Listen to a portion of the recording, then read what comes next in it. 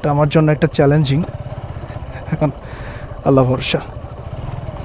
মানে খারাপ বলতে মানে চিকন রাস্তা, চিকন মোটরসাইকেল যাওয়া আসা করে। এমনি পাহাড়ে আছে। ও আচ্ছা, এমনি কাদা নাই তো? ও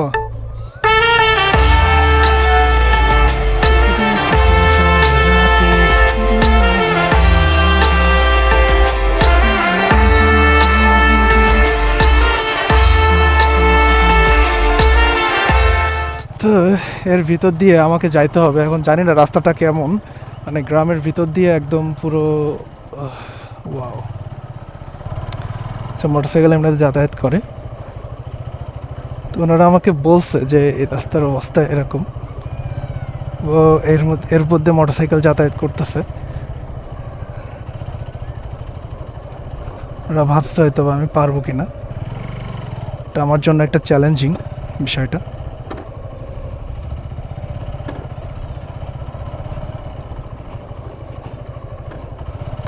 উনি মনে করছে যে আসলে আমি পারবো না, এই জন্য টিটকিরি মেরা বলছে। হ্যাঁ, এখন আল্লাহ ভরসা।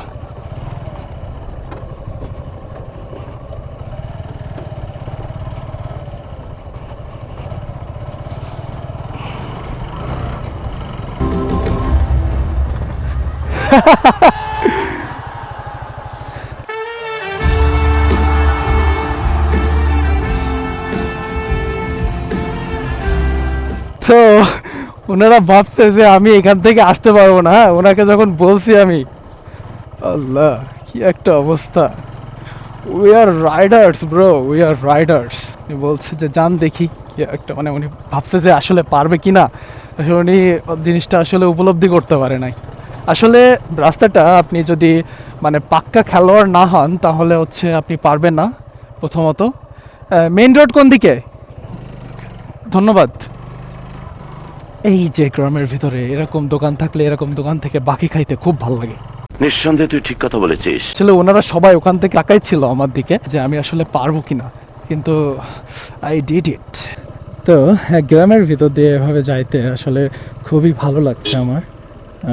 এখানে আবার অবস্থা খুবই খারাপ। মানে পুকুরের ভিতরে দেখেন, পুকুর পাড়ে আসলে গাছ না থাকলে এই সমস্যাটা ফেস করতে হয়। যাই বলেন না কেন, যদি ঘাসও থাকে সেটাও মনে করেন একটা অন্যরকম মজবুত থাকে। কি একটা পরিস্থিতি, ভয় পাইছি।